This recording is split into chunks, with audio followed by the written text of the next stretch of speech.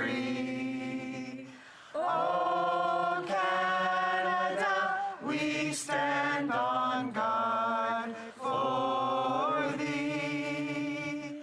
Oh, Canada, we stand on guard for thee. Let the doors be opened, que l'on ouvre les portes. Statements by members, déclaration de députés, the honourable member for Sydney Glace Bay.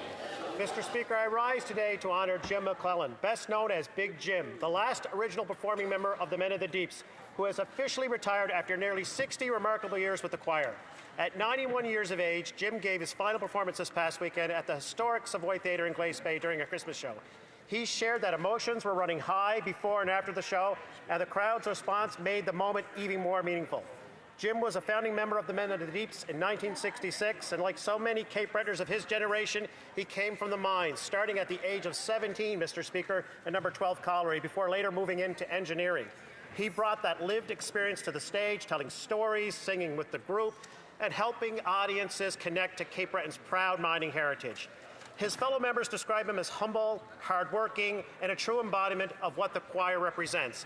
So on behalf of our community, I want to thank Big Jim for nearly 6 decades of dedication, and I wish him nothing but the very best in his retirement. The honourable member for Windsor West. Mr. Speaker, after 10 long years of Liberal mismanagement, Windsor is still waiting for the Gordie Howe Bridge to open. A project that should have been a symbol of national strength is now becoming a monument to Liberal incompetence. The timelines keep shifting, the excuses keep changing, and there's zero transparency. But here's the part that worries me the most. When Windsor residents, local businesses, or even their local MP seeks answers, the minister is responsible, either pass the buck or don't answer the emails at all. Imagine that, a government that cannot deliver a bridge, cannot meet a deadline, and cannot be bothered to reply. Meanwhile, our manufacturers are forced to take detours. Truckers are stuck with using one privately owned crossing that is gouging them. And every delay bleeds money, jobs, and confidence out of a corridor, Canada's most important trade corridor. Mr. Speaker, this is just a failure to deliver, this is a failure to govern. People of Windsor, Essex are tired of the who cares attitude. They deserve better, and I'm here to demand. The honourable member for Don Valley North. Mr. Speaker, I want to congratulate the North York General Hospital Senior Health Centre on their 40 years of exceptional and compassionate care. I advise the House of this wonderful institution as it is the hub of medical services for seniors in my riding of Down Valley North. They first opened their doors in 1985 as a 60-bed long-term care home. They've stood the test of time and grown to 192 beds. I want to take this occasion to acknowledge the natural care, commitment, and wavering dedication of the staff at the health center to patients and families. For 40 years, they proved that the best care is timeless and the compassion never grows old. As you see, Mr. Speaker, Senior Health Center has been aging gracefully, so if their first 40 years are any indication, the best is still yet to come. Thank you. The honourable member for Battleford, Lloydminster, Meadow Lake. Mr. Speaker, amid the joy, light, and wonder of this holiday season stands the story of Christmas. As powerful today as it was over 2,000 years ago, Jesus Christ, born as a lowly baby in a manger, fulfilled prophecies long foretold, bringing hope to a waiting world. His birth reminds us that God often works through what is unexpected, using humility and faithfulness to accomplish great purpose. Through his life and humble obedience, Jesus extended to humanity the gift of salvation, enduring hope, and transformative love. During this season of Christmas and in all seasons, this miraculous gift fills hearts with peace, uplifts spirits with renewed faith, and blesses all who receive it with a hope and a love that never wanes. To you, Mr. Speaker, my colleagues in this House, and to all across our nation, I wish you all a very Merry Christmas. The honourable member for Bay of Quinte. Mr. Speaker, I rise today to recognize the remarkable progress being made in the Hastings and Prince Edward District School Board. It was recently announced by the board that they have increased its 5-year graduation rate to 81.5%, a rise of more than 5 percentage points since 2021. This achievement, Mr. Speaker, reflects the dedication of our educators, support staff, families, and of course, the students themselves. The board has now launched its 2025-2030 multi-year strategic plan, a roadmap focused on ensuring every student is well-skilled and prepared for a bright future. We must, as a country, Mr. Speaker, continue to invest in our schools and our youth from all levels of government. Continued progress depends on timely access to the supports on which students rely. This includes Jordan Principle funding remaining essential for Indigenous learners across our regions. Today, I commend EDSB for its rising graduation rates and its commitment to excellence. Thank you. The honourable member for Provencher. Mr. Speaker, as Canadians, Christmas reminds us of the many blessings we enjoy. The greatest among them is the gift of Jesus Christ, when God became man to redeem humanity and bring light into a dark world. During the Christmas season, we're reminded that the Bible was the foundation which shaped the roots of Canada. From the words of Psalm 72, he shall have dominion from sea to sea, that are inscribed in the stones of Parliament and enshrined as the motto of our nation, to our values of freedom, hope, and charity, we are reminded that the Christian faith has been woven into the fabric of our nation.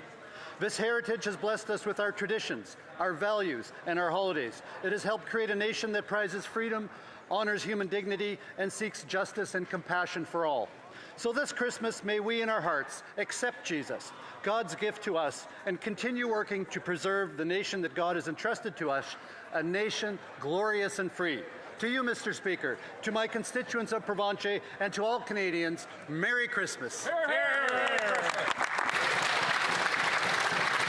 The honourable member for Tayayakan, Parkdale High Park. Thank you, Mr. Speaker. I rise to recognize the resilience of Ukrainian nationals and Ukrainian Canadians in West Toronto and across Canada as Ukraine enters another winter defending itself from the illegal Russian invasion. Organizations such as Ukrainian Canadian Social Services and the Toronto chapter of the Ukrainian Canadian Congress have added their voices, making the essential case for this Commons to authorize unprecedented investments in Ukrainian defense, security, and aid, including yesterday's announcement of an additional $200 million in military assistance. I'm proud to be associated with a government that has invested more per capita in Ukraine's defense than any other nation. I also want to salute the work of such Ukrainian Canadian heroes as Alexander Romanko of the Congress's Technology and Innovation Committee and Anne Sputer, first Vice President of the Canadian Congress in Tayayakan, Parkdale High Park. On Holodomor Remembrance Day, we were fortunate to hear from Mykola Latishko, who shared his first-hand experience of survival during a Russia-forced famine carried out nearly 100 years ago. Then, as today, we know that Ukraine will never bow to Russian aggression. Slava Ukraine.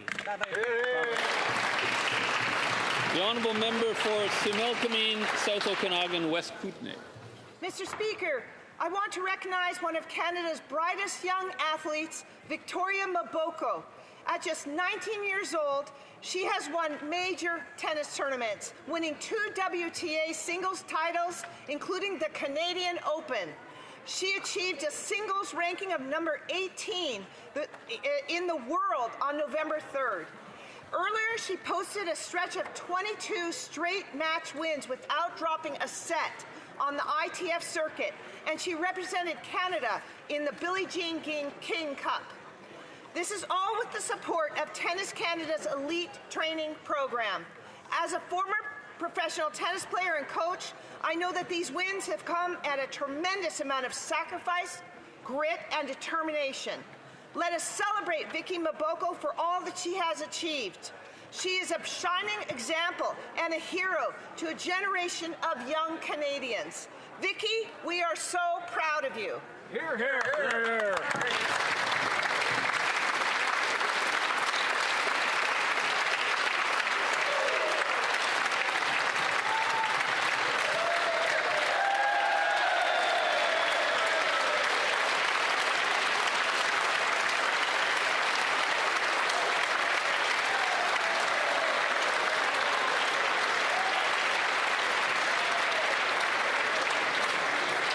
L'honorable The Honourable Member for Laurentides-Labelle.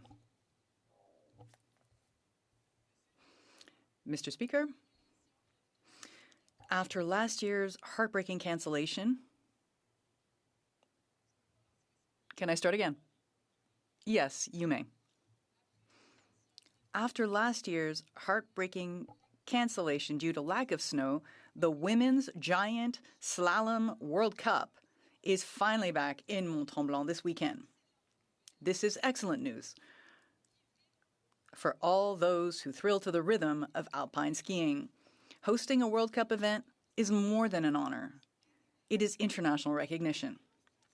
It demonstrates that our expertise is among the best in the world when it comes to hosting an event of this magnitude. Welcome to Ariane Forgette and Justine Lamontagne, our two Quebecers who will be racing down the slopes. As the Bloc Québécois critic for tourism and the Member of Parliament for Laurentides-Labelle, I am proud to see Tremblant, the Laurentians, and Quebec shine on the world stage. I salute the leadership of Patrice Malot and his entire team who make Mont-Tremblant an exceptional resort. The Honourable Member for Surrey Newton. Mr. Speaker, last week in Surrey, federal, provincial and local leaders, along with the law enforcement agencies, came together for an anti-extortion summit to address the growing threat these crimes bring to our communities. Extortion, often tied to organized crime, put families and small businesses at risk. Our government, led by our Prime Minister, is taking strong and coordinated action. We are strengthening enforcement through the BC Extortion Task Force and creating a new regional integrated drug enforcement team. We are also expanding support for victim services and investing in prevention through a new youth engagement hub in Surrey. We are taking real steps to keep our communities safe and to stop organized crime from harming families across the Lower Mainland. Good job. Good job. The Honourable Member for Cowichan, Malahat, Langford. I stand today with my fellow Vancouver Island colleagues. I am heartbroken. Yesterday, the Crofton Pulp Mill in my riding announced a full mill closure. 375 direct and 1,000 indirect jobs and almost $1 billion of economic impact in the region are lost. But this is not about numbers. This is about the workers and their families. They simply want jobs, safe communities, and affordable life. Many are from Duncan and North Cowichan that is already struggling with homelessness, unemployment, and one of the highest crime rates in British Columbia. Life will now get worse for even more families. The Prime Minister should be ashamed. His promises, policies, and platitudes have all failed, while he says, who cares? He has failed to negotiate a trade deal, leaving BC with 31 mills closed and counting, and 45% tariffs on softwood lumber that are destroying the entire industry. I will always stand for responsible use of natural resources and our economic well-being. Will the Prime Minister? The Honourable Member for Vimy. Speaker, I rise to recognize a very positive moment of spiritual and diplomatic significance that took place last week in the ancient city of Nicaea in the Republic of Turkey. Pope Leo and Ecumenical Patriarch Bartholomew marked 1,700 years since the first Ecumenical Council held in 325. That council helped shape Christianity and our basic values and beliefs, including respect, harmony, solidarity, and freedom, which are also embedded in our Charter of Rights and Freedoms. Les chefs des églises catholiques. Leaders of these Catholic and Orthodox churches commemorated this historic event by sending out a clear message to the world on the importance of reconciliation, dialogue, and mutual respect for all persons, regardless of their beliefs or ethnic origin.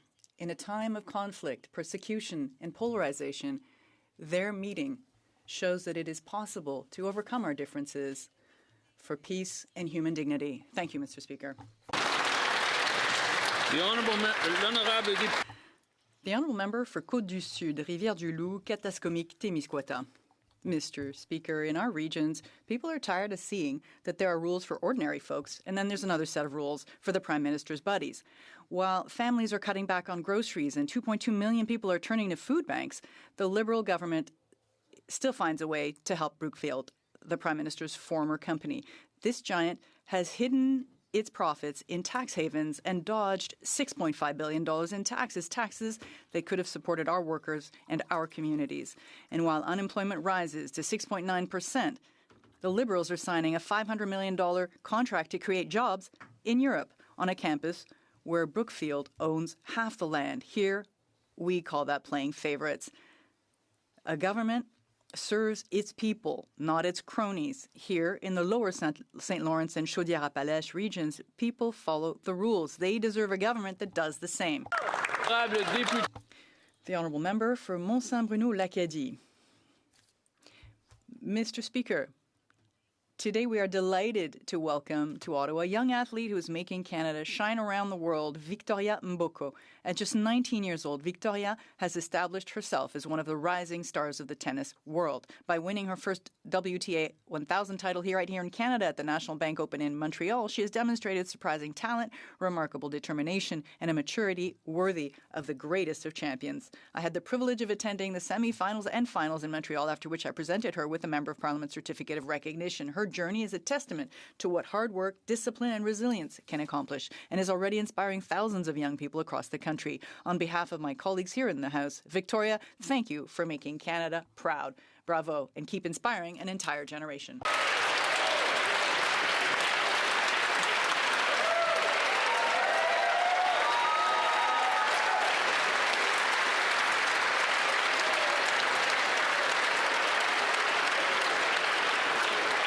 The Honourable Member for Cloverdale, Langley City. Canadians voted for a home they can afford, a place to raise their kids, a place to sleep at night without lying awake during doing the math. But after all the Liberal glossy promises, the Parliamentary Budget Officer has made one thing painfully clear. This government's housing plan is built on wishful thinking, not on real results. The Liberal boast has been, we're here for the low-income families, but the PBO report says that by 2028, the government will be spending less than half of what it does today on programs that help them keep a roof over their heads.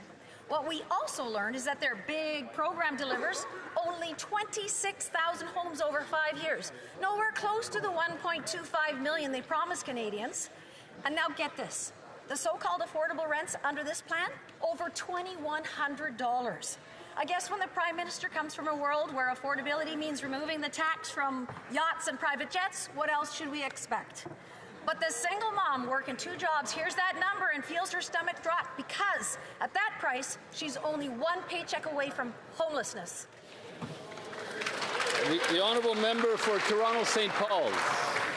Mr. Speaker, I rise today to mark the International Day of Persons with Disabilities.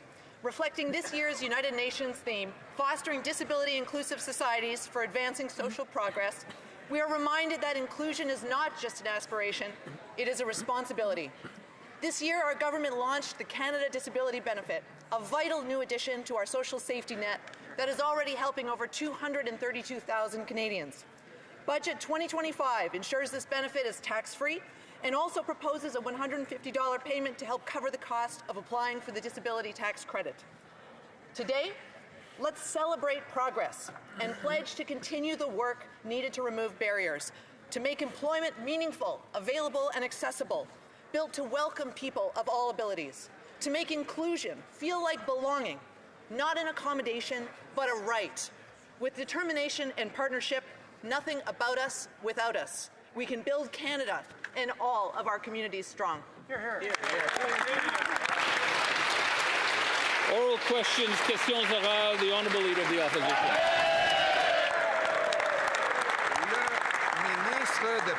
The Minister of Heritage is fed up, Mr. Speaker, and Canadians are fed up as well. Fed up of paying $16,800 on groceries every year.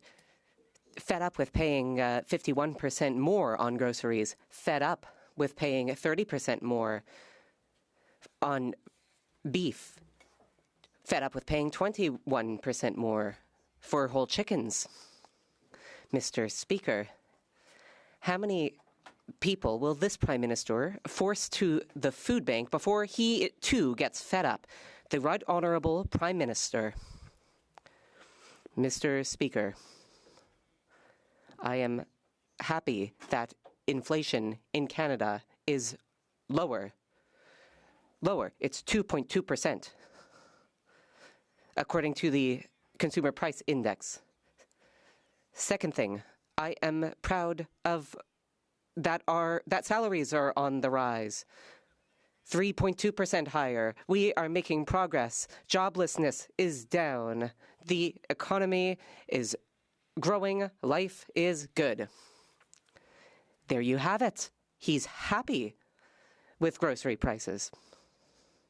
According to a report on food prices in Canada, when this Liberal government took power, it cost $8,300 per year for an average family to purchase groceries. Now it costs $16,800. Grocery prices doubled due to the inflation driving taxes and deficits that have driven up the price of everything. The Prime Minister promised that he could be judged by grocery prices. So, how much will it cost to eat in 2026? The Right Honourable Prime Minister. Mr. Speaker, I fully understand why the opposition leader is ignoring the fact that this is a new Canadian government, one that has created the strongest economy in the G7. That's the truth. That's what the numbers show. That is the future of our great country. According to Canada's food price report, when the Liberals took office, the cost of a basket of groceries was $8,300. Now, it's $16,800, double. Liberal inflationary deficits and taxes on farm equipment, fertilizer, food processors have all exploded the cost of food. Tomorrow, that same report will be released projecting the cost for next year. Given the Prime Minister has promised to be judged by the prices at the grocery store, how much will Canadians have to spend on groceries to survive next year? The Right Honourable Prime Minister. Mr. Speaker, let's get our numbers straight. The Canadian economy is the strongest growing economy in the G7, 2.6% annualized. Canadian wages are growing faster than inflation for every month that this government has been in office, 3.2%, over 2.2%. Unemployment is down, wages are up, the land is strong, we're moving forward. The Honourable Leader of the Opposition. Mr. Speaker, as you walk down the grocery aisle, watching the prices rise before your eyes, know that the Prime Minister, who stashes his cash in a tax haven, says that you've never had it so good. You, the Canadian people who have seen your grocery bills literally double under this government, from $8,300 to $16,800 in a decade. Shameful. Tomorrow, we will find out in the Canada Food Price Report how much groceries will cost an average family next year. Given the Prime Minister has promised to be judged on the price of groceries, will he tell Canadian families how much they'll have to pay to survive? The Right Honourable Prime Minister. Mr. Speaker, what this government is happy to tell Canadian families is we cut their taxes for 22 million Canadians. We cut the taxes on first-time home buyers. And we are investing a budget which the Leader of the Opposition and the members opposite voted against, a budget that is going to cause $1 trillion of investment in this country over the next 5 years, grow jobs, grow futures for Canada. We believe in Canada. Come join us. Here, here. The Honourable Leader of the Opposition. We voted against this Prime Minister doubling Justin Trudeau's deficit, which will drive up groceries even more. And what's he spending the money on? On corporate bailouts for companies that ship jobs out of Canada. The Prime Minister promised he would negotiate a win and have a deal by July 21st. Still no win, still no deal, still no elbows. And now 1,000 workers at Algoma Steel are losing their jobs. We now learn that the Prime Minister gave $400 million to the corporate executives of that company without any job guarantees. How is it the Prime Minister could have been so incompetent to saddle Canadians who can't afford to pay their bills with a $400 million bailout bill without any guarantee of jobs staying in Canada. The Right Honourable Prime Minister. Mr. Speaker, these are difficult times in Sault Ste. Marie, and our hearts go to the families. But as I quote the CEO of Algoma Steel, that there would be an even darker day if this government hadn't acted. Exactly. That loan, that support, saved 2/3 of those jobs. That loan, that support gives Algoma a bridge to the future that we are building strong in this country and that they voted against. The Honourable Leader of the Opposition. As long as the CEO is happy with the $400 million gift he got from the Prime Minister, that's all that matters to these Liberals. He didn't give the workers a bridge to the future, he gave them a bridge to the unemployment lines, 1,000 of them. 1/3 of the workers at Algoma in Sault Ste. Marie have now lost their jobs after the Prime Minister paid to have those jobs shipped abroad. How is it that he could be so irresponsible with the money of hardworking Canadians that he would pay a corporate CEO $400 million to send 1,000 jobs south? The Right Honourable Prime Minister. Mr. Speaker, may I quote a Conservative leader that's actually in office? The Premier of Ontario. We had a choice. Save 2/3 of the jobs or let the company go down. We chose the future. We chose the future for Algoma Steel so they can invest in the future, so we can buy Canadian, so we can build this country. They had an opportunity to vote for that future. They voted against it. It's good that we're here. The Honourable Member for Belleuil-Chambly. Mr. Speaker, the Minister of Canadian Heritage and Nature left, in his words, to start some reflection because the Liberal Party neglected their progressive wing. They only won as many seats as they did because Bloc supporters voted for the Liberals. After the member for Laurier-Sainte-Marie left, the Prime Minister appointed a replacement, but who will speak for language, culture, and Quebec? The Right Honourable Prime Minister. May I? Mr. Speaker, we have 44 MPs here speaking for Quebec.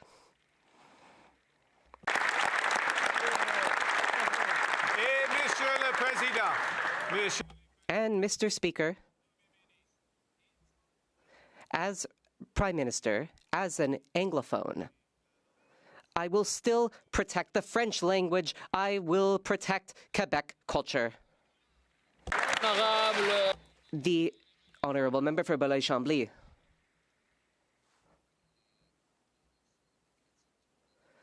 Well, if the Prime Minister keeps behaving like an autocrat, he might have a chance to run for election again. People voted in the Liberals with the climate in mind. They also voted in the government with trade negotiations in mind, and the Prime Minister is neglecting both of these files. He is not doing what he said he would, and he is doing what he said he would not. Why doesn't he listen to his former minister? Mr. Speaker,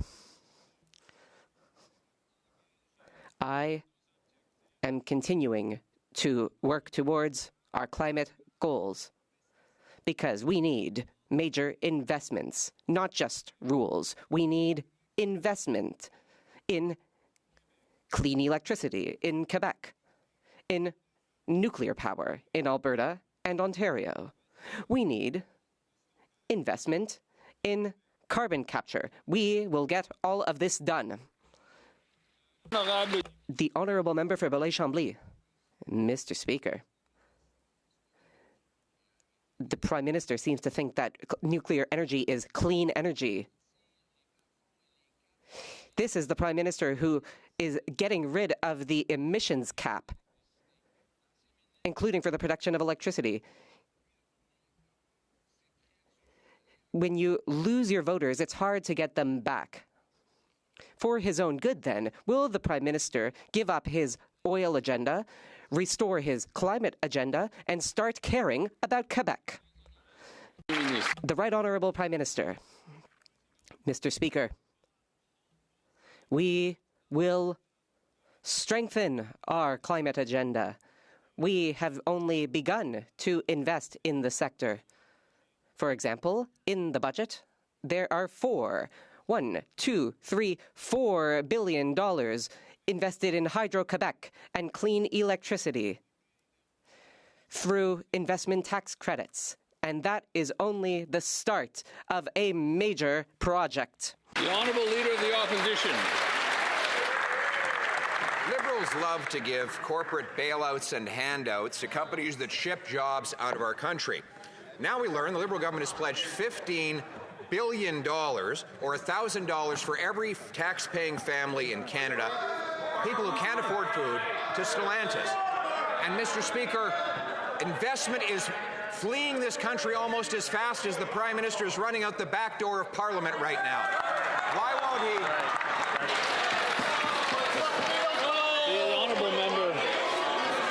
The honourable member knows that that's offside. The honourable member knows.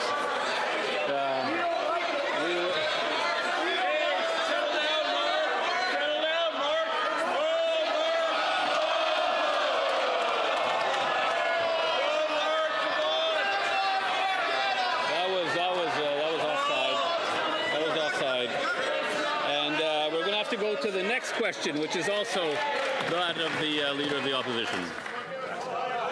Mr. Speaker, the Prime Minister gets angry and runs out the door rather than answering the questions about the cost. He didn't say he wasn't here. $15 billion out the door, $1,000 for every tax-paying family to a company that is shipping jobs out of the country. Why is he sending our dollars away, our jobs away, while he runs away?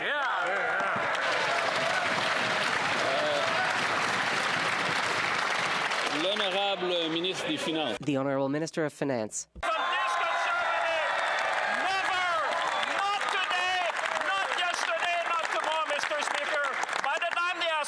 On this side of the House, every single member on this side, Mr. Speaker, we're fighting for Canada. We're fighting for auto industry. We're fighting for our workers. We're fighting to build Canada strong, Mr. Speaker. We should all join to defend our workers in the middle of a trade war. We don't need that kind of conservative politics. We need to stand up for Canada, build Canada strong. I believe in Canada, Mr. Speaker.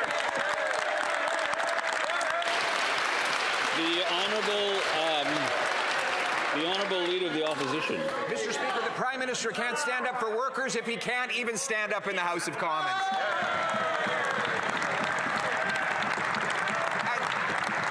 And that Finance Minister is the one that signed the sweetheart $15 billion subsidy deal. I've got company here. Let's do the job. I've got company. I didn't hear the beginning of the question. The member did lose one question, but I'd like him to start from the top on that one.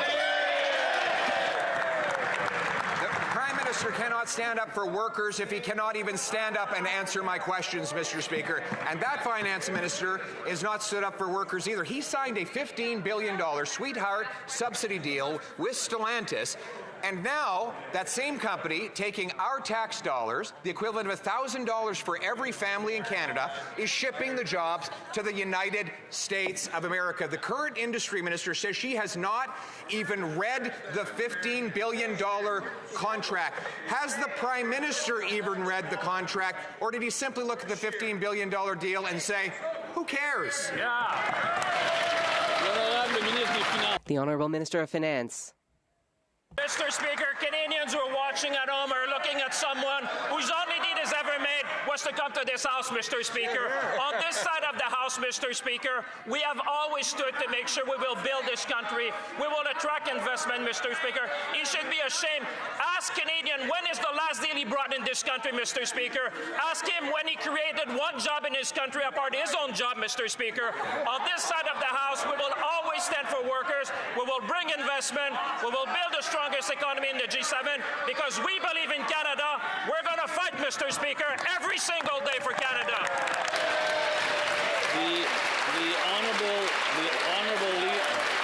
leader of the opposition. You're going to go and report to the Prime Minister to the Witness Protection Program because he refuses to stand in this House and answer about his government's expenditure of $15 billion, $1,000 for every Canadian family to one company, supposedly to create jobs. That same company now ships those jobs south of the border, and the government is covering up the contract. Yesterday, we learned from the company that they don't have any reason to retract the contract. So why doesn't the government release the full details of the contract so that Canadians can find out how badly the Prime Minister ripped them off? The Honourable Minister of Industry. 3 points. First, he should ask the member from Windsor-Tecumseh from his side of the House whether she agrees with what he says regarding the Stellantis workers in Windsor. First. Yeah. Second, when it comes to the documents, the committee members will have access to all the documents. That's a moot question. That's right. Third, when it comes to what is happening with Stellantis at Brampton, we had a contract. They broke the contract. Stellantis did. We'll get our money back, Mr. Speaker. The honourable leader of the opposition. 3 points, Mr. Speaker, about this $15 billion bailout and handout. She didn't read the contract, she didn't read the contract, and she didn't read the contract. How can she possibly claim she's going to get the money back when she doesn't know what legal powers are in the contract? Because she admits she didn't read the contract, Mr. Speaker. So my question to her, as families are lining up at food banks because they can't afford food, how does she justify charging every single household $1,000 for a handout to a company shipping jobs south of the border? The Honourable Minister of Industry. Mr. Speaker, first and foremost, I didn't admit that.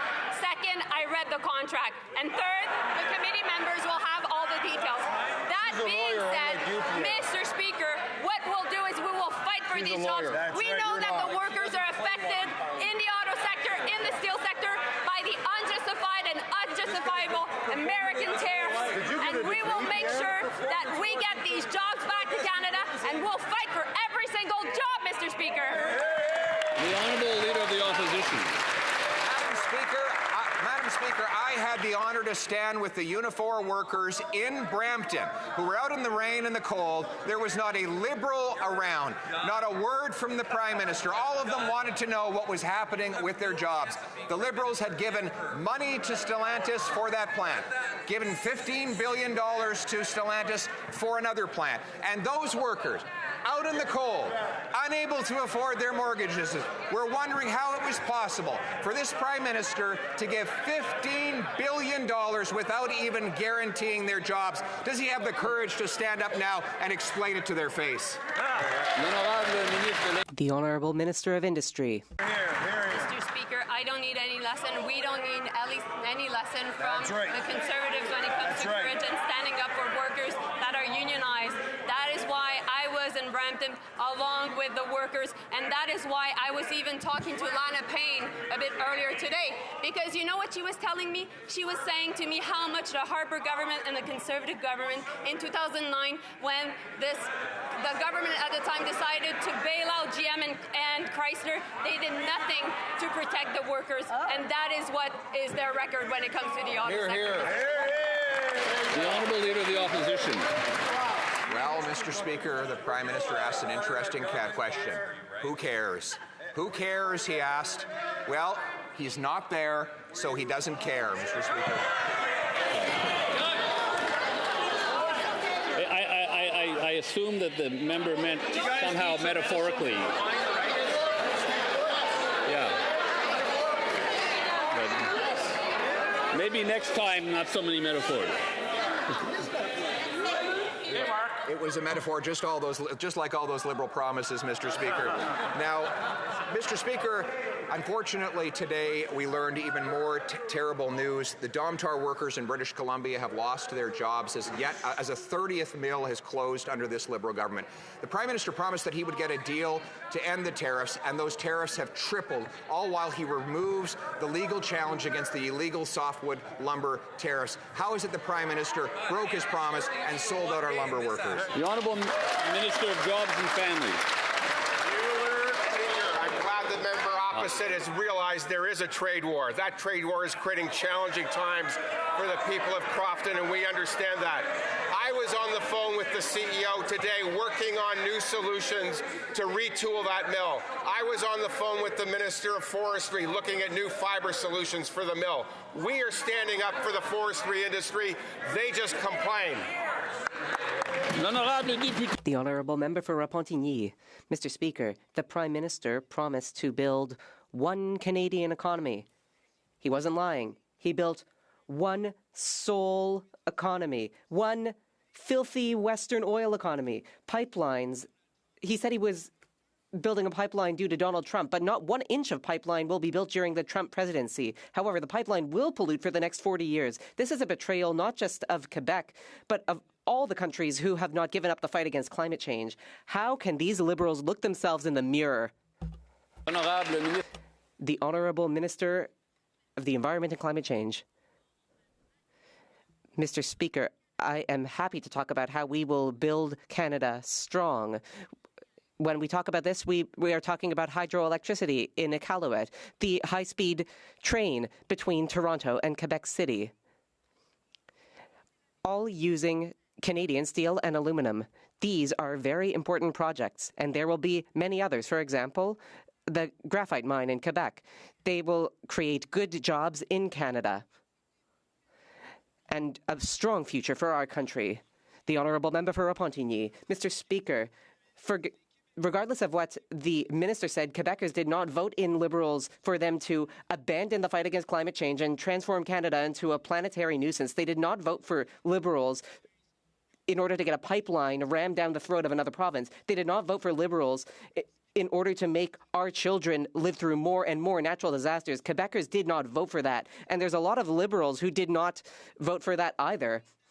Are they not fed up with swallowing this dreck? L'honorable ministre de l'identité et de la culture canadienne. The Honourable Minister of Identity and Canadian Culture. Mr. Speaker, this morning, I learned that the separatist movement wants to impose a loyalty test on Quebec artists. I wonder if the Bloc believes in that. It would be surprising because they didn't talk about culture during the budget debate. Quebec separatists do not have a monopoly on Quebec pride. The Honourable Member for Charlebourg, Haute-Saint-Charles. Mr. Speaker, not 10 days, not 5 days, not 2 days, just 1 day after inheriting the official languages file, the minister from Ville-Marie said he was fed up with talking about the decline of French in Quebec. As Mathieu Bocoté said so well, it's the usual federal Liberal denial, exasperation, and scorn about the future of French in Quebec. Mr. Speaker, does the Prime Minister realize that he made a monumental mistake when he appointed the least competent Liberal to the most important position to defend the French language in Canada and Quebec? The Honourable Minister. Mr. Speaker, there's no one in Canada who thinks that Pierre Poilievre would protect French.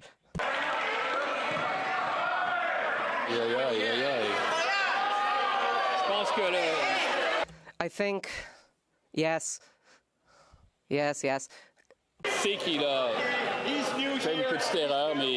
He made a mistake, but he still has the floor.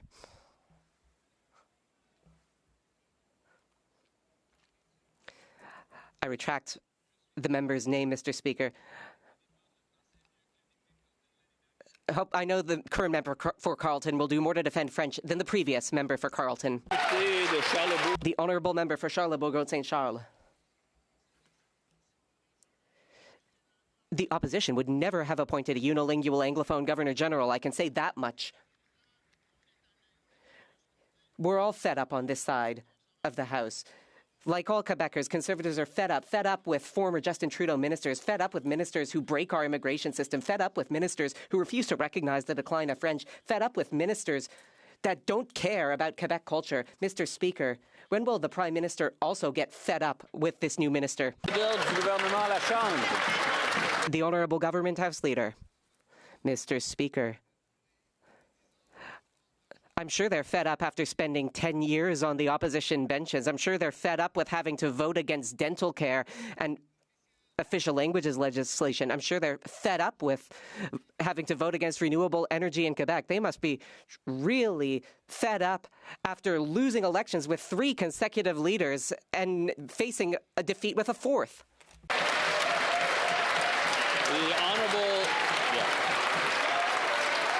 The honourable member for Thornhill. Speaker, the Liberal government handed Algoma Steel $400 million and got 0 Canadian jobs in return. Now, 1,000 workers in Sault Ste. Marie are getting pink slips just weeks before Christmas. Worse, the Liberals knew about these layoffs, and they wrote them the check anyway. They looked steel workers in the eye and promised to fight for them. The promise turned out to be a $400 million lie, and they knew it from day one. So can anyone over there explain why corporate welfare matters more than Canadian jobs? Yeah! The Honourable Minister of Jobs and Families. Mr. Speaker, it's pretty clear that those Conservatives wouldn't have lifted a hand to help save our steel industry in Canada. That's pretty clear from the nature of the questions. But more than that, Mr. Speaker, do you know what happens when you lose your job? It's a time of panic. And that's why we extended EI for 20 weeks for long-tenured workers. Mr. Speaker, they'll mock this. You know why? Because they voted against it. They voted against the very supports that people need in times of stress. Canadians know we have their backs in the good times and bad. The honourable member for Thornhill. The minister actually needs to get her story straight. $400 million to executives at Algoma Steel, but 0 for the people who actually make the steel. And that means 1,000 people are out in the cold at Christmas. Nobody over there has a reasonable explanation for this deal. And this isn't the first time that this mega-dollar mess has been caused. The Liberal minister already admitted that she doesn't read contracts. So I want to know, did Algoma Steel catch the minister not reading, or is it that just the minister doesn't care? Yeah! The Honourable Minister of Jobs and Families. Speaker, I know they don't know much about working together and collaboration, but Doug Ford does. The Premier of Ontario is working just as hard as this government to save those jobs in Sault Ste. Marie.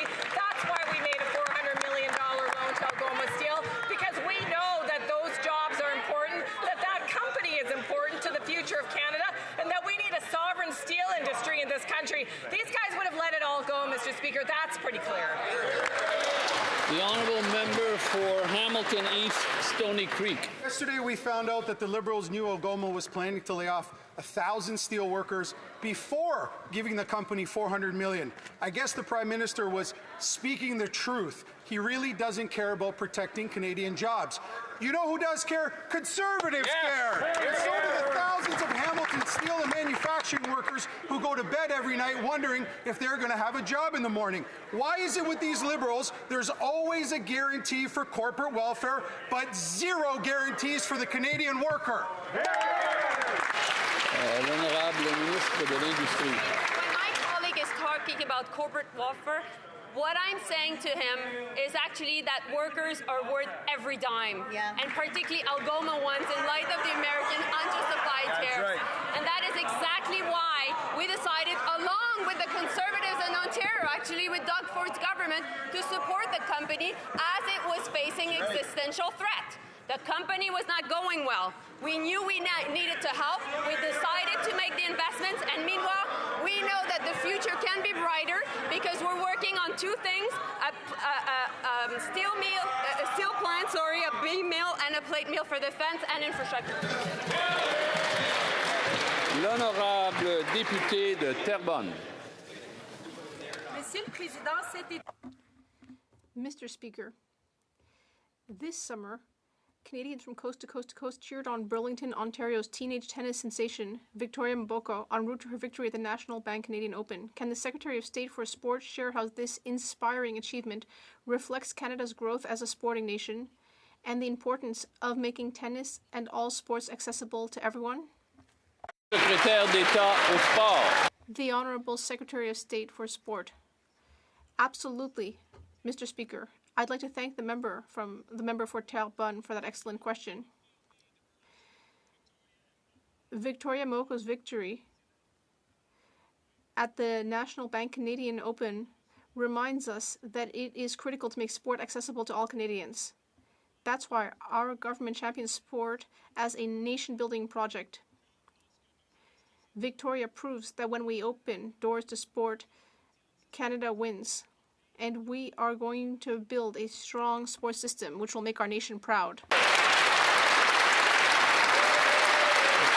The Honourable Member for Dufferin-Caledon.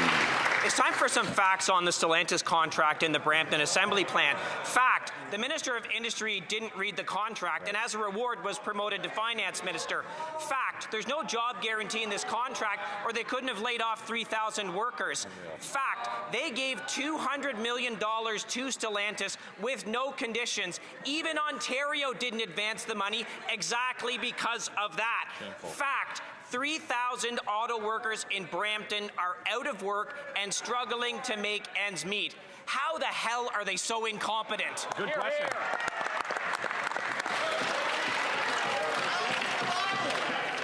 The Honourable... Whoa. Let's be careful about... let's be careful about some of the words we use. People are watching at home. Their kids are watching. The Honourable Minister of International Trade. Francis, my mother's scandalized. Speaking of facts, including creating opportunities for the workers in Brampton, here's some facts. The Prime Minister secured $70 billion investment from the UAE into Canada. The German Navy has committed $1 billion for Canadian-made defence equipment. Finnish Nokia recently broke ground on a new $340 million facility in Ottawa. And a few weeks ago, Malaysia Petronas signed a 20-year deal to secure energy from Canada. This is what creating opportunities for workers looks like, Mr. Speaker. Thank you. The Honourable Member for Dufferin-Caledon.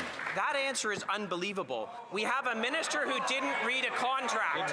We have a minister who admits he didn't read the contract, and he's promoted to becoming the finance minister. They talk about there's a job guarantee for workers in Brampton, and there clearly isn't. 3,000 assembly workers in Brampton are out in the cold as Christmas approaches collecting EI. They talk about some contracts and other things, but are doing nothing to get the workers back into their plants. They talk about extended EI. I've met with those workers. They want to be in the plant. They want their jobs back. What are they doing to get the jobs back for those workers? The Honourable Minister of National Defence. Speaker, here's what is believable. 37,922 jobs through 15 procurement projects across this country. $106.3 billion of investment in our defence sector. The opposition should clamp down on the negativism, help build this country forward, get behind our defence sector, get behind our defence industrial strategy. Let's grow this economy for our people and our future. The Honourable Member for Carleton Trail Eagle Creek. After being ordered to hand over their multi-billion-dollar subsidy deal with Stellantis unredacted, the Liberals refused, with senior officials blaming the company, stating, and I quote, Stellantis outlined every redaction they felt to be necessary, and that they were, quote, comfortable with the redactions they proposed. Problem is, Stellantis has now gone public, saying they never asked for the documents to be blacked out. Will the minister tell us why her officials lied to committee and Canadians? That's a good question.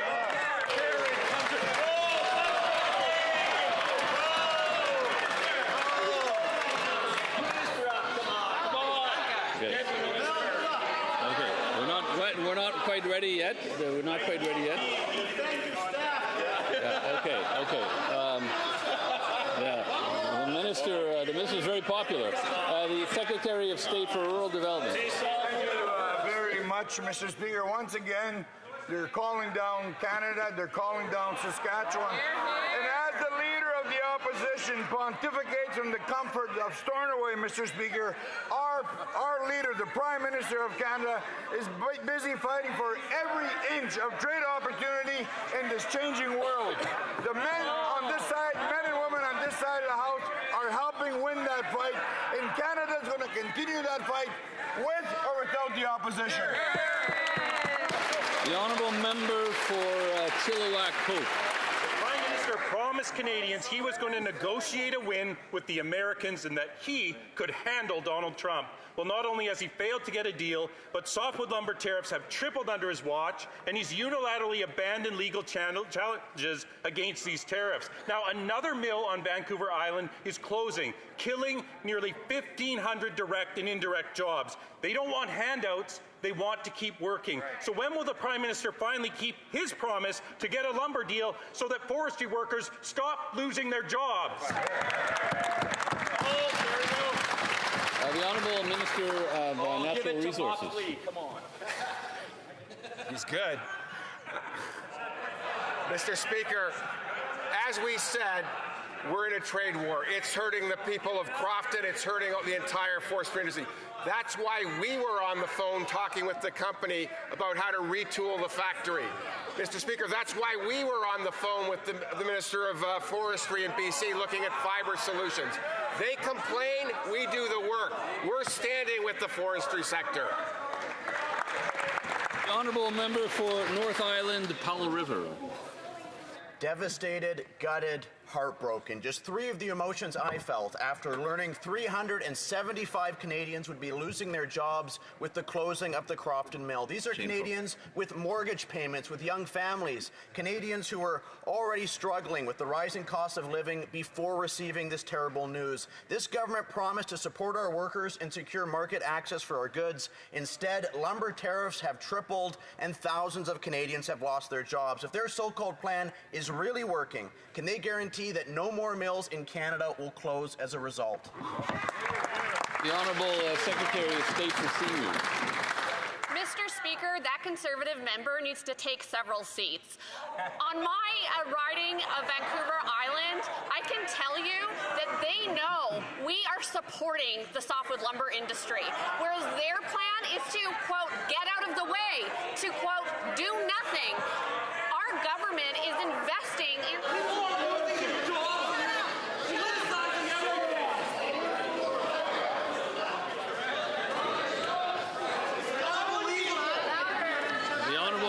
For Mission Matsky, Abbotsford. No, not from the top, but the member can keep going. The member maybe can keep going. We'll see. 31. Okay. The Honourable Secretary of State for Seniors. Mr. Speaker, in my riding of Esquimalt Sanishuk and on Vancouver Island, folks know that this government has the backs of the softwood lumber industry and the workers, whereas those folks, the Conservatives, would do nothing. Their plan is simply to get out of the way, where we're providing real supports. The honourable member for Nanaimo Ladysmith. Mr. Speaker, 375 workers at our local Crofton Mill are losing their jobs 10 days before Christmas. 150 jobs gone in Chemainus, 165 in 100 Mile House, 31 BC towns gutted so far because these Liberals broke their promise to get a deal. The Prime Minister's take on stalled talks? Who cares, he said.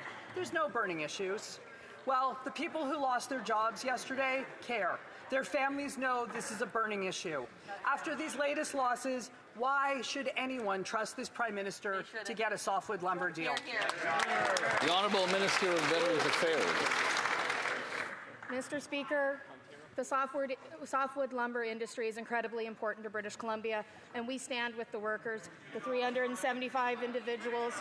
We are here to stand with them. British Columbia knows the importance of this industry, and this government is going to invest in it to support them. Here. The Honourable Member for Ponoka-Disbury. Mr. Speaker, this morning the radical ex-Minister of the Environment and Greenpeace stuntman said, "I sincerely doubt that the new pipeline will ever get built." As the head of the Liberal Keep It in the Ground caucus, he has continuously poured cold water on the MOU, saying that there's no project, no route, no consensus, and no private sector proponent. The former minister knows what the Prime Minister won't admit, that the West Coast tanker ban makes any project impossible. Will the Prime Minister repeal the tanker ban so we can get our resources to market, or is a new pipeline really just a pipe dream? The Honourable Minister of Natural Resources. Mr. Speaker, the member opposite should speak with the Premier of Alberta, who seems very hopeful that we can work together. Rather than put Canada down, we can work together to build this country in an environmentally responsible way in partnership with Indigenous peoples. That's how we build Canada strong. Member for Ponoka-Didsbury. The Prime Minister isn't serious about building a pipeline. His former orange jumpsuit minister has said that an MOU with Alberta was not an approval of a pipeline. He knows that a decade of his government's anti-resource extraction laws has made it impossible to find a private sector proponent. Just like the NDP Premier of British Columbia, this Prime Minister is hiding behind a tanker ban that blocks Canadian resources from getting to market and will block any future projects. All while U.S. tankers can sail freely through the very same Canadian waters. Will this Prime Minister admit that the last decade of Liberal rule has been a failure and repeal all of the stupid job-killing Trudeau laws?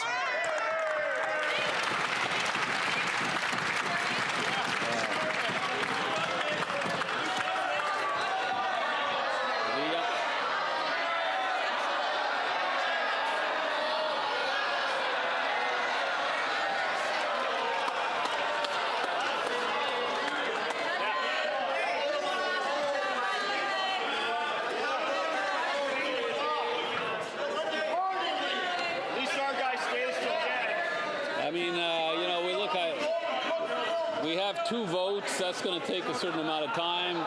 I think most members want to end the question period in a timely manner. The Honourable Government House Leader. Thank you, Mr. Speaker.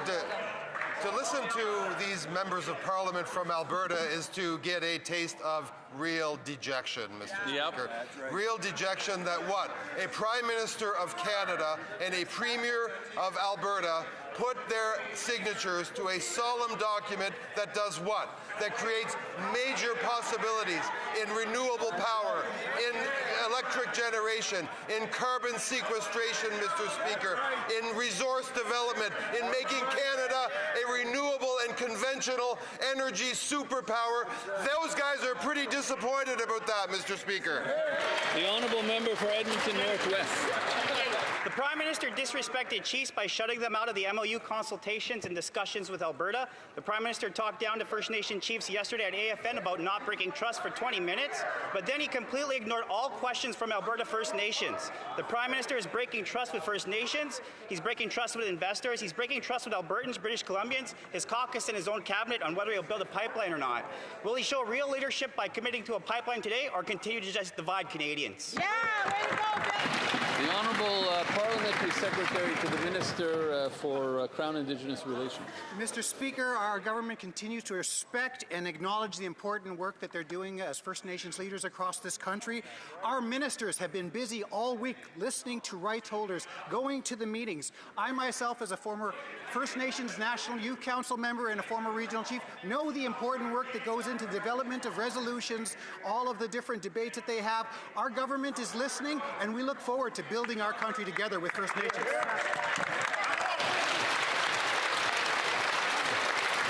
The Honourable Member for Les Pays d'en Haut. Mr. Speaker, Canada and especially Quebec have a world-leading aerospace industry. We are currently building the strongest economy in the G7, and our aerospace sector, which in Quebec alone generates $15 billion in GDP with more than 40,000 jobs, will play a huge role in that. The Budget Implementation Act contains important measures to protect our aerospace sector. Quebecers want to see those measures come in. Can the Minister of Finance remind those who are blocking the budget implementation how they are hurting the Quebec aerospace sector? The Honourable Minister of Finance. Mr. Speaker, indeed, in Budget 2025, there is a lot of good news. Our budget sends a clear message that the aerospace sector is a strategic asset for Canada. Canada is one of the few countries in the world that has a flourishing aerospace sector, thanks to the talent and expertise and know-how of our workers. In Budget 2025, we are making generational investments in defense to support the aerospace industry.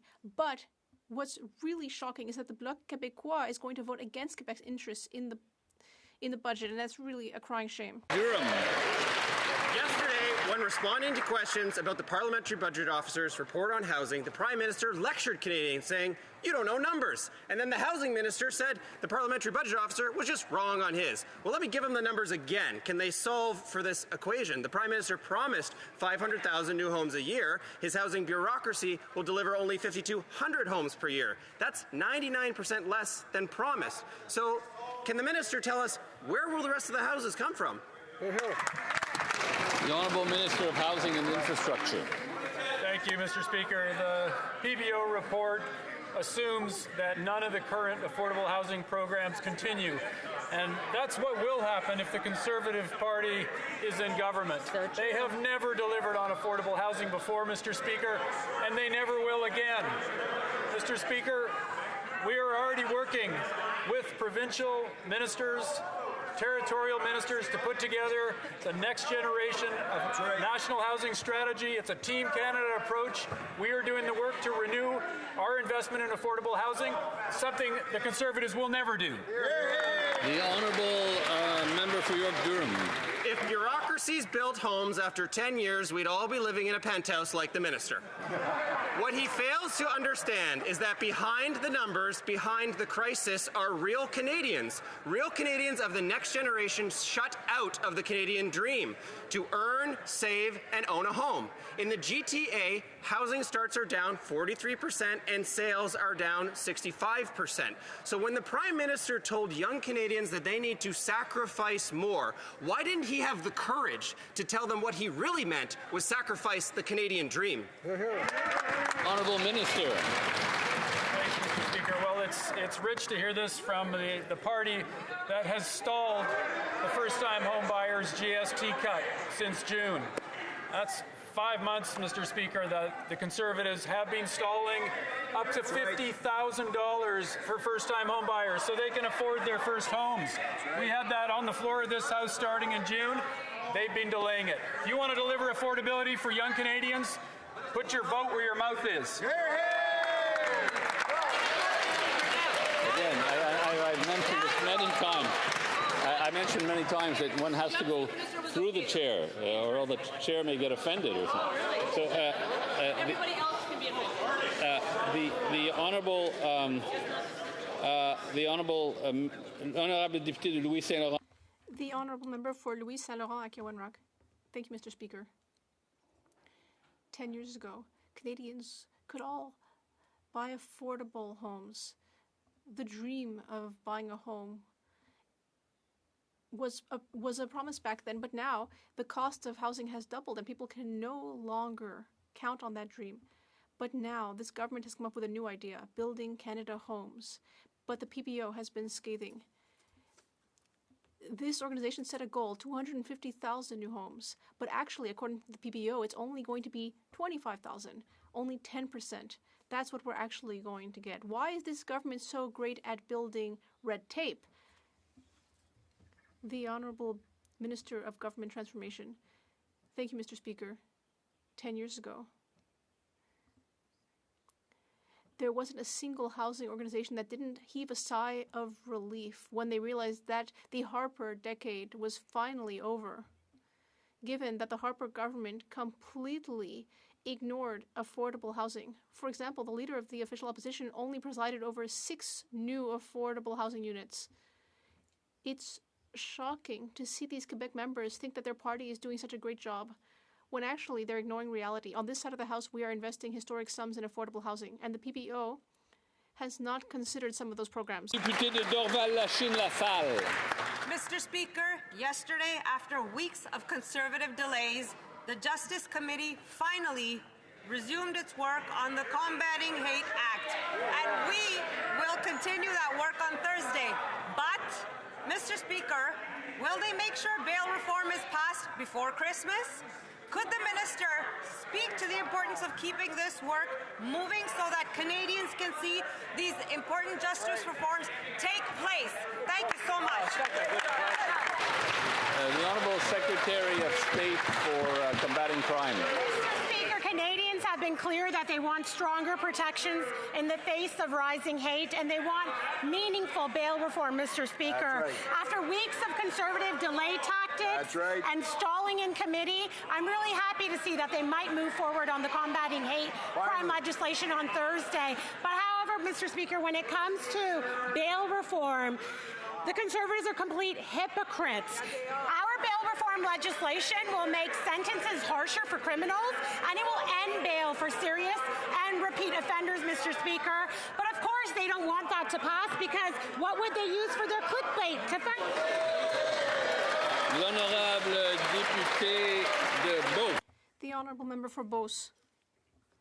Mr. Speaker, my father once promised me that if I worked hard, I could buy a good home to raise my family. Today, can I say the same thing to my daughters? No, Mr. Speaker. Over the last decades, Liberals doubled the cost of housing. And what are they doing to fix this problem? They're creating more red tape with Building Canada homes. For what, $3.2 million homes? Wow, impressive. Will the Minister of Housing rise today and admit that this housing program is a total failure? The Honourable Minister of Government Transformation. Thank you, Mr. Speaker. What is really a total failure is the Conservatives who voted against a budget with historic investments in housing. With a tax cut for 22 million Canadians, with a decrease on taxes on homes for first-time homebuyers. That's the real failure. Thank you, Mr. Speaker. For Vancouver Kingsway. Mr. Speaker, this Liberal government is telling Canadians to sacrifice during a jobs crisis. They have no money to sign pharmacare agreements or meet their housing promises. But today, we find out they gave $400 million to Algoma Steel when they knew they were cutting 1,000 jobs. And they gave $100 million more than they admitted to Stellantis, who cut 3,000 jobs. Why did the Liberals give $500 million to companies that just eliminated 4,000 Canadian jobs? The Honourable Minister of Jobs and Family. While the member opposite talks about affordability for Canadians, I would just want to remind this House that it's the International Day of Persons with Disabilities, and we do have members here in Ottawa today that work so hard to make sure that people with disabilities have full opportunities to participate in the workforce, Mr. Speaker, something we should all take seriously. And that member voted against that very fund that supports that work, Mr. Speaker. He also voted against the Canada Disability Benefit, Mr. Speaker. People should be putting their money where their mouth is and standing up for Canadians who just want a fair shot to participate. And that, ça met fin à la période des questions. This concludes question period. The honourable member from Winnipeg North. On a point of order? On a point of order, Mr. Speaker, and I would like to cite House of Commons Procedures and Practice, 4th edition, it's 2025, Mr. Speaker, and I would ask that you turn to page 525. It's a point of order. The point of order is, and then he can cite, yeah. Yeah. Mr. Speaker, you probably can't hear me because of the heckler. They're shouting. I just finished saying I'm going to be making reference to the House of Commons Procedures and Practice, the new edition just from yesterday that was released. If you turn to page 525 and you cite 13.28, it says, Mr. Speaker, allusions to the presence or absence of a member during proceedings of the House are unacceptable, Mr. Speaker. It's very clear. It's important, Mr. Speaker, that I would ask that you report back to the House in terms of what we witnessed during the 10th question in the manner in which I believe that the leader of the official opposition was being in contempt of the chair.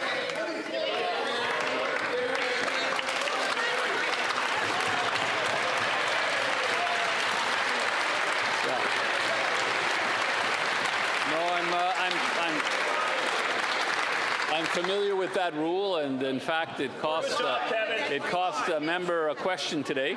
But I'll look into the question. It's the 10th question you said it was. I'll look into that and get back to the House if necessary. Great job, Kevin. Yes, the honourable member Okanagan. Okanagan, Lake West, South Kelowna. The honourable member has a point of order, I think, but I don't know if I can hear it. But question that the member opposite from Winnipeg raised, I would just like you just to look back in the tapes, because when the Leader of the Official Opposition started reading from a budget book, you said that it was being used as a prop. So I think you need, Mr. Speaker, to analyze whether or not using official resources, whether it be this fine 4th edition of the House of Commons Procedure and Practice, or a budget book, I think that we need some consistency. If someone is directly reading from a text in order to make a point, I think it should be allowed in this place. Thank you, Mr. Speaker.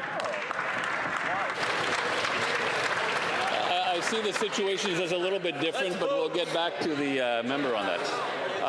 I mean, the honourable member had to read the standing order. I mean, he doesn't know it by heart. Okay, so it being 3:17, the House will now proceed to the taking of the deferred recorded division on the motion of second reading stage of Bill C-225 under private members' business. Call in the member.